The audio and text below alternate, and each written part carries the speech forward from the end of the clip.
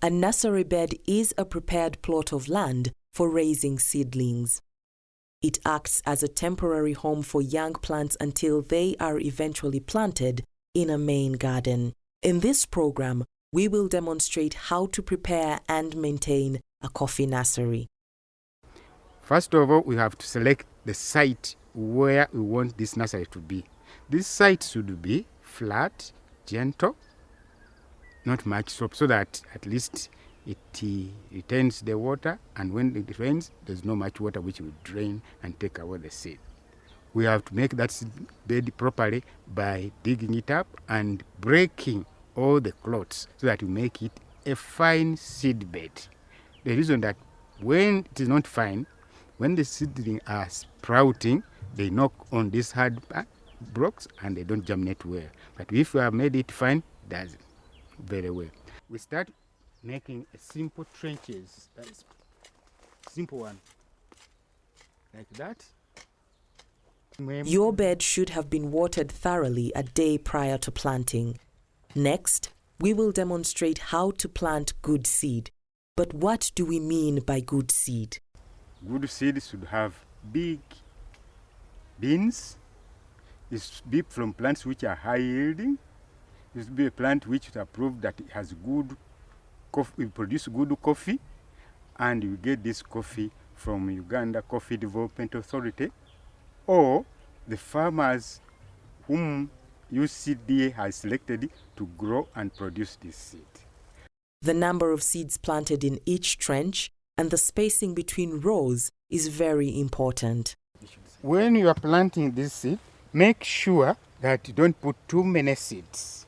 Because when you put too many seeds and they are crowded, after germinating, they tend to get attacked by fungal diseases, especially damping off. So to avoid that, you have make them a bit thin, and they have now fresh air aeration. Put the seeds in the soil. Next stage is put soil on top. Either I can use my hand or a rake, depending on how big the nursery I want to establish is. If it is a simple nursery, a simple hand work may do. But we put very little soil, not much. Because when you put too much soil, it will not germinate properly. It will be suffocated when it is still in the ground. Mulching soon after sowing the seeds is a must. The soil I have put on this seed will splash and leave the seeds naked. That's why I do the putting of mulching material on top of that. Then the other reason is for this mulching material to keep this soil a bit wet rather than exposing it directly to the sun rays. This mulching material may vary according to your source of material. Here we have palm leaves. They do much better and quicker. They are easier to get. But where they are not available, I use any dry planting material. Green one may develop a bit of heat and probably later on not cause it to develop very well. But the dry material is the one which is most suitable for this exercise of mulching.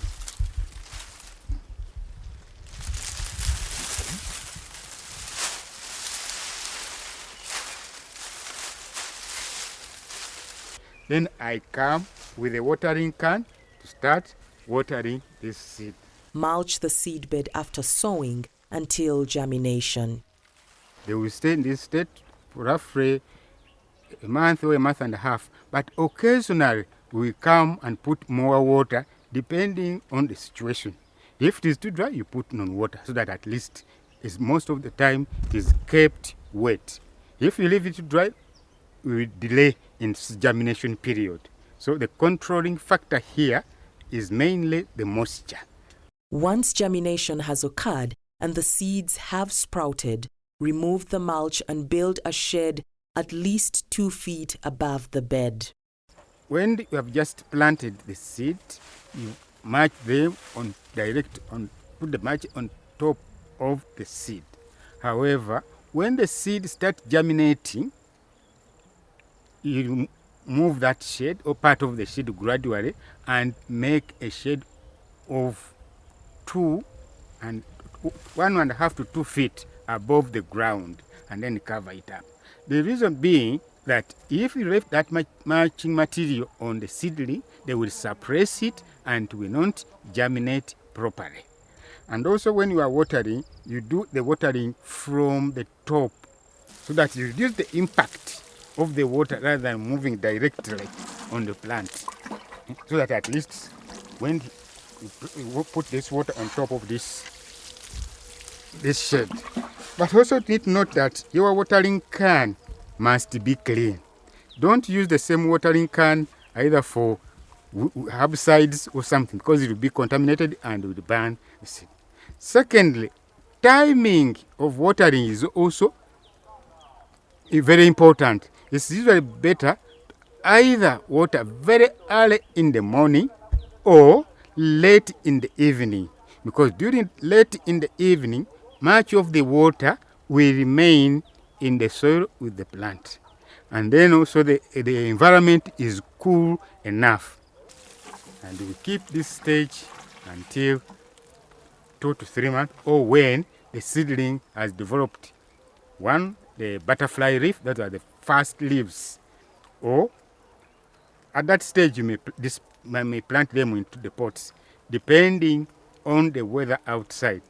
If it is towards the rain period, immediately start planting in the pots. But if it is a bit of dry period, you may hang on, you may wait a bit until the weather favors, and then you transplant them into the pots. Transplanting is recommended to be done early in the morning from 6 a.m. to 10 a.m. or late in the evening from 4 p.m. to 6 p.m. Water the seedlings to loosen the ground so that the roots are not damaged when you gently uproot them. And easy. Okay. These are now the plantlets which I'm going to plant into the pots. From the seed bed, we come to the second major stage of planting these seedlings in the pots, in which they will grow for the next 6 to 7 months. But these pots have to be arranged in a manner that will help you for further activities like watering, removing the weeds, and so on. That's why you put them into these lines. The size of this pot also matters, because this plant for the next month will be feeding from the nutrients mainly found in these pots. And when putting the soil here, I make sure that this soil has some manure mixed with ordinary soil so that the plant has something to feed on while it is here. We need to plant the seedling when the leaves, what we may call cotyledon leaves, at the butterfly level. Water the pots thoroughly before transplanting the seedlings.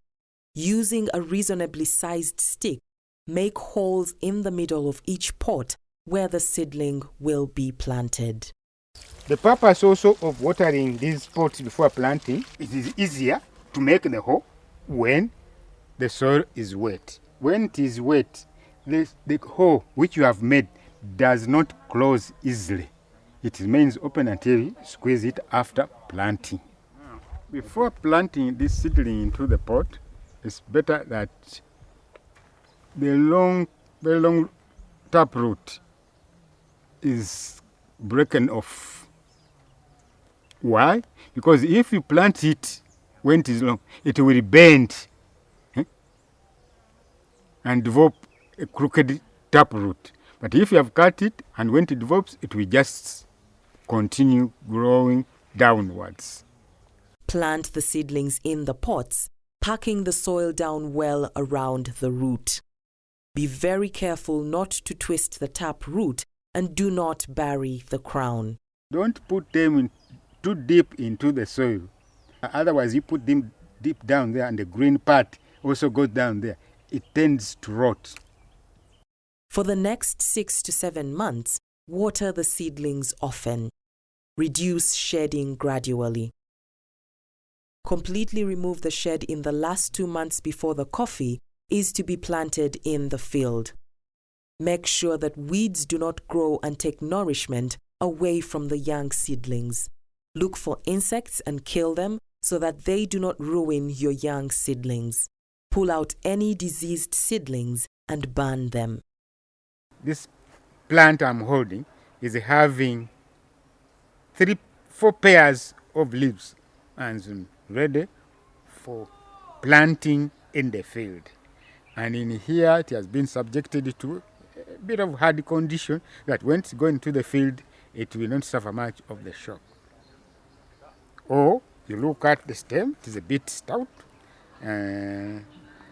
The level of the leaves is big enough. Not too small. When you plant too small plantlets, it again is too young to undertake the harsh field conditions.